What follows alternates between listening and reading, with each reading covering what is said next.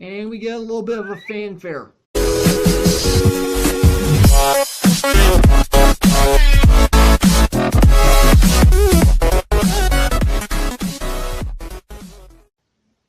What's up, agents? Zero here. Welcome to part 2 of my review of the 1.2 beta. Now, I'm gonna go ahead and mention something really quick that I want to correct myself on the previous video before I actually get started with the remainder of the stuff that's going on here. So, as I mentioned at the end of the last video, you have to have a resource pack installed in order to get the jukeboxes to work, and it's supposed to be available on the store.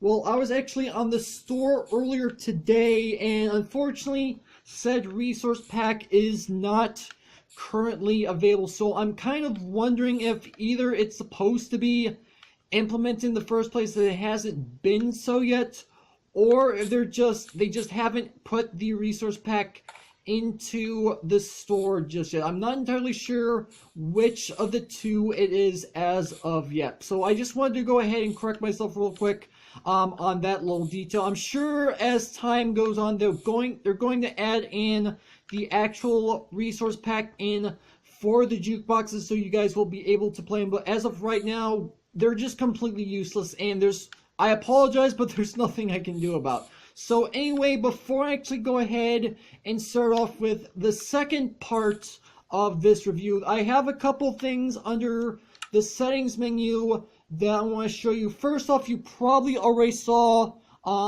in the actual settings menu and at the top of the screen, it does not show that I have the beta information. That's because I actually have a resource pack on right now, which is an old resource pack, but it still works. Basically, what this does is it removes the beta text from the top of the screen, and when you enter your pause menu, it removes the beta feedback button. So I do want to go ahead and give you guys the option to use this. So there will be a link down in the description to this resource pack if you guys want to go ahead and use it. I'm definitely going to be using it whenever I do beta from here on out. Unfortunately, this is going to be the last beta video I do. I'm going to be reverting back to the previous version, and there's actually one other feature in settings that I want to mention to you guys. So if I go down in here, this is an option called no, this isn't it. Sorry, I had it wrong. It's right here. It's hide paper doll. Now, this option is turned on by default, and here's what the paper doll is. Take a look at the top left corner of my screen. Obviously, you don't see anything right now, but if I go ahead and start flying, there it appears. It shows your character as they are. Now, if you're flying around either in creative mode or in survival mode, you're using an elytra, or if you're crouching, it shows up there without a problem. And it always faces slightly inward towards your screen, so that's kind of interesting.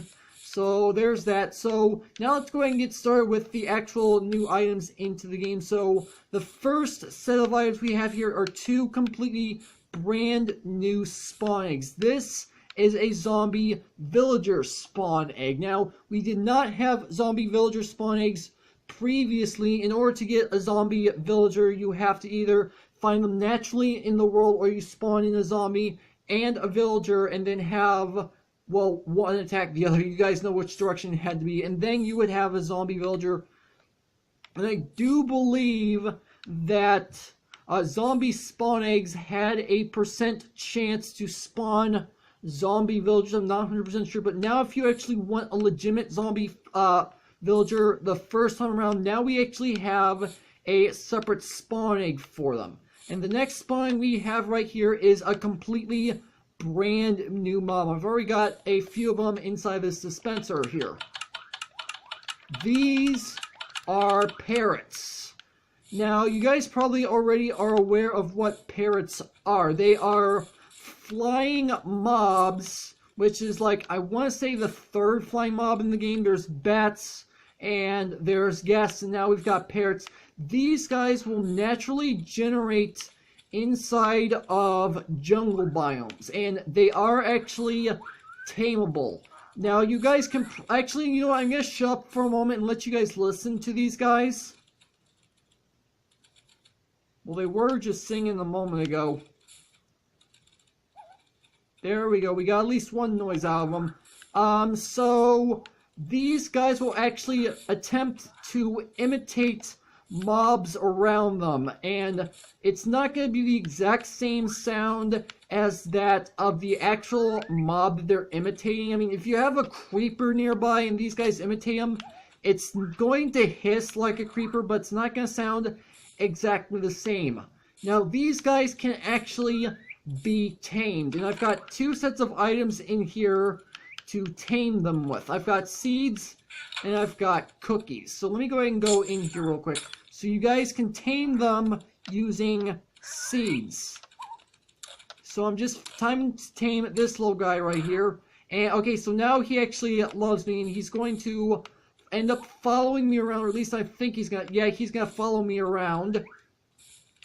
And I do believe you can tell them, yeah, actually you don't have to tell them anything. They will actually sit on your shoulder, which is actually a relatively cool thing. I'm gonna let this guy sit with me this entire thing.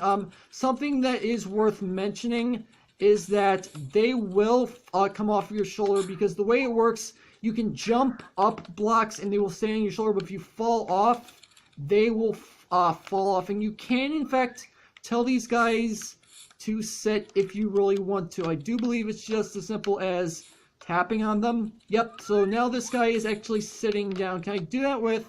No, he's not tamed, so I can't do that. Okay, and something else that's actually kind of interesting about the parrots is that they will actually dance to a jukebox. Now, granted, there's not going to be sound effects coming from this jukebox, but I'm going to see if this at least works. So he's right here. Let's go ahead and put the jukebox in.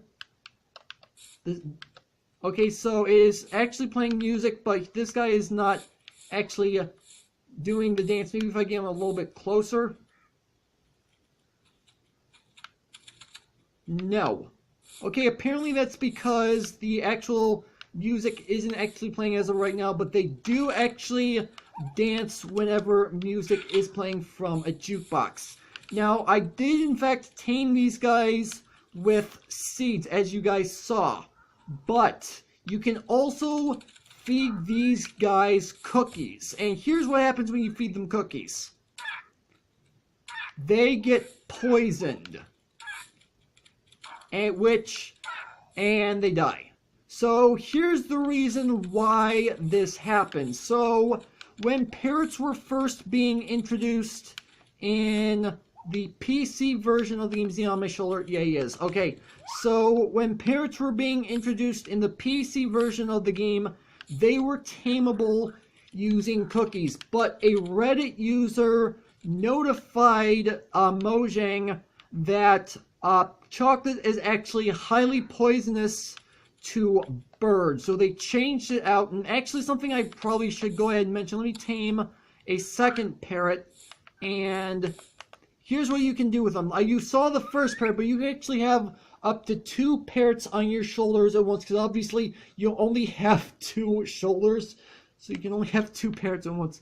So that's what's going on with those guys. And if I can go ahead and put this stuff up. Okay, so next up what we have here is ice. We have packed ice and we have regular ice. And what's new about the regular ice is that they are now actually transparent. You guys, I don't know how well you guys are actually able to see through this, depending on your video settings, but you can actually see through these blocks now, which is actually a relatively cool feature. Next up, we have ourselves fireworks, and they come in 2 different varieties. They have flight duration fireworks, which can be crafted just like this. You can do this with either 1, 2, or 3 gunpowder, with 3 being the max. What flight duration fireworks do is that when you can use them with elytra, and they will boost you along, which previously you could, I think you could previously use a bow and arrow and aim extremely carefully and shoot yourself in order to give yourself an elytra boost, basically damage boosting. But with these booster fire rockets, you don't have to do it. All you have to do is click on them and they'll end up giving you a boost. And the reason why you can do 1, 2, or 3 gunpowder is because that changes the flight duration. You get a short flight duration if you use 1 gunpowder. You get a longer flight duration if you use 2, and you get the max flight duration when you use 3. And it actually says how much flight duration is on it based on a number. So this crafting recipe would be a flight duration 3 firework rocket. Now these are normal firework rockets, and they are crafted with paper, gunpowder, and this is a brand new item in the game. This is a fireworks star, and this is the crafting recipe, or at least the basic crafting recipe. I know for a fact you can add more ingredients into a single fireworks star. Like, for example, I think you can put a creeper head into this and it'll create a creeper face explosion in the actual firework itself. And these, if you use these while you are trying to fly within an elytra, these will actually damage you. That's why they have 2 different varieties of firework rockets, because these are meant for like setting off into the air so that you can like set up a display, which I've actually got a dispenser right here that's just completely full of them, so you guys will at least get an idea of what they do. But yeah, these will damage you if you end up using these with the elytra. And you can make these pretty much with whatever colors you want, and I'm not 100% sure on this, but I think you are actually able to craft fireworks stars using more than 1 die at once. So let me go ahead and fire this off a few times. And we get a little bit of a fanfare. Nice. Alright, so next up on our list, we have a new set of features that I'm going to be going over. And I was hoping I would be able to do another video on 1.2 explaining what all this stuff is. But after this video, I'm going to be leaving 1.2 and going back to 1.1, which I know is going to be unfortunate for some of you guys. But I'm having some issues with a couple of my other worlds with the 1.2 beta, so unfortunately, in order for me to work with those, I need to leave. But anyway, these are some new things that are added in to the game. The first off, we have some brand new game rules. And if you don't know what a game rule is, basically you set a game rule to either true or false, and then it'll activate or deactivate rather the actual function. Like, for example, there is one currently in the game called Do Weather Cycle, and that'll completely turn off like features like if it randomly starts raining, you turn that off, it'll completely not do that. That's basically what game rules. We have 2 new game rules, which is TNT explodes, which I haven't tested either this one, but I'm fairly certain what TNT explode means is that if you light a TNT, if it's set to false, once it reaches a point where it would explode, it should just simply disappear from the world and doesn't actually do any sort of damage. I'm not 100% sure on that. And then natural regeneration. Basically what this means, this is actually a really good feature for map makers such as myself, because what natural regeneration does is that, say you take some sort of fall damage. If you have natural regeneration set to false, you will not regenerate your hearts whatsoever. It doesn't even matter if you have full hunger bars, you will still not be able to generate your hearts back up. So now we're moving on to some brand new world start options, which if I go ahead and go into here, I do believe they will appear, but they're just going to be grayed out because they have to be applied when you're creating your world. So here they are. So these are the world preferences: starting map, bonus chest, and trust players. And I have them listed right here. So starting map, basically, actually you have to have bonus chest turned on in order for you to be able to do starting map. So I'll go ahead and explain bonus chest first. So when you start off a world, and this I do believe is in the PC version of the game. So basically bonus chest is that when you start off your survival world, you'll be automatically given a chest at spawn containing a few different items to help get you started. And if I'm not mistaken, it is in fact surrounded by a few torches. So you have some free torches to start you off with. And starting map just basically means when you have bonus chest on, then that means you automatically get a map along with your other items. Now, I don't know the full details of what this starting map is. I don't necessarily know if it's a locator map, which, for those of you who don't know what that means, it basically means that it shows your position on the map. That's what locator map is, and I don't know how far zoomed out these starting maps are. I really don't know.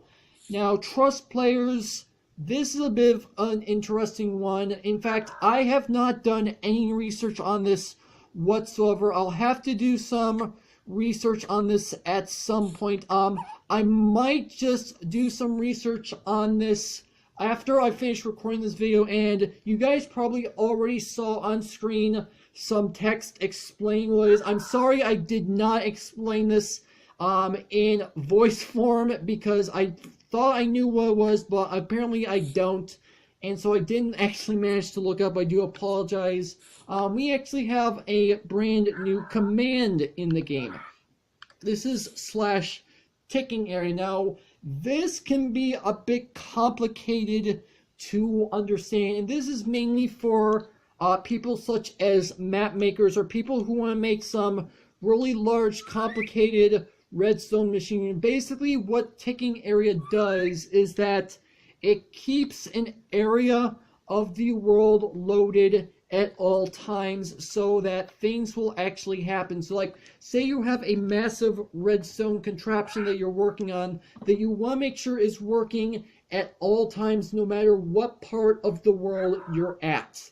/ticking area has a few different settings that you can set to so you can determine what you're actually going to be doing. And so when you're not in the area, that stuff will still be ticking. And I do believe if you have ticking area set in a spot where you have like crops growing, then whatever cycles that go on that causes your crops to grow, they will always be growing even if you're not in the chunk. So that's what ticking area is.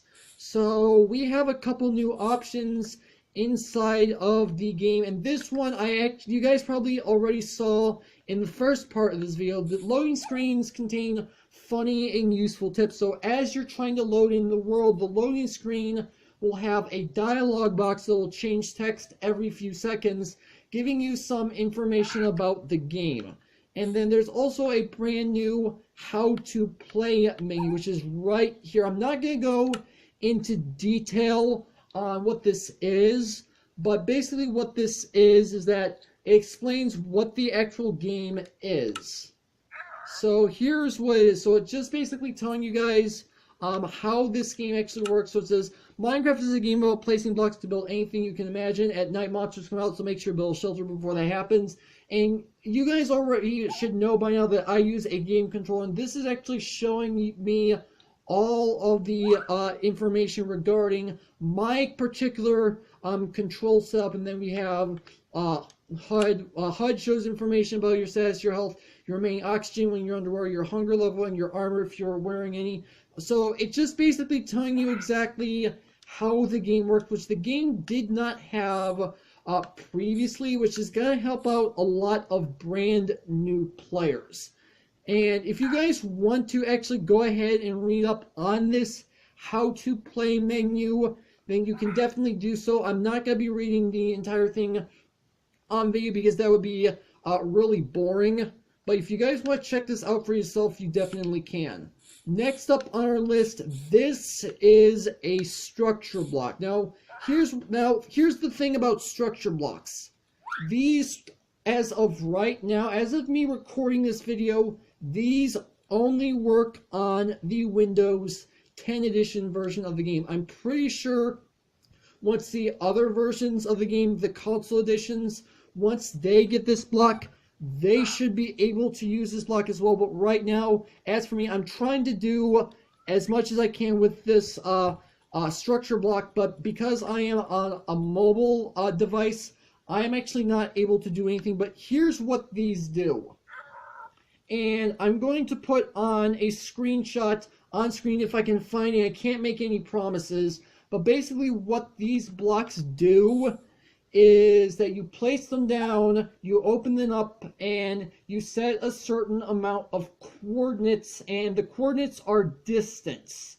And what you do with structure blocks is, depending on what those coordinates are, you can set it up so that you can grab a selection of blocks and then you can export them to a website for other people to look at and possibly download. I'm not 100% sure, but that's what the structure block is. I would show you guys the inside of a structure block if I could, but as you guys saw, I can't do anything.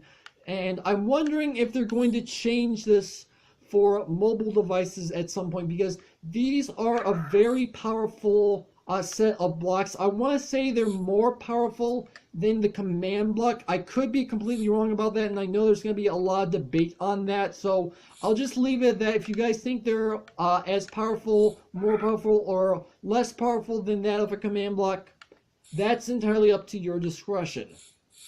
Now, here's the last feature that I want to talk about that I mentioned in the previous video, but I forgot to actually set up. I actually went ahead and set this up in between videos. So we've got ourselves a beacon. Inside this chest we have ourselves some stained glass and stained glass pane. So here's the deal with stained glass and beacon. So if I go ahead and place this down on top, oh yeah, you need to crouch first, I keep forgetting that part.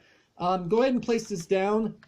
This will change the color of the beacon, and this will actually change depending on the height. So if I go ahead and do this, it'll actually change the beacon up until the stained glass back to normal. And if you guys want to, you can definitely use more than one color of stained glass, stack them on top of each other, and have yourself a rainbow beacon. Now, I only grabbed one color just because I wanted to show you guys how this works. Now, I also pulled out the stained glass pane. So, as I mentioned in the previous part, you can place down stained glass panes, and they will create a rod.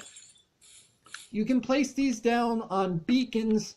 They will still change the color of the beacon, but just looking at it, I mean, even if I don't have my crosshairs on it and the block around it isn't showing, you wouldn't be able to tell this is actually there.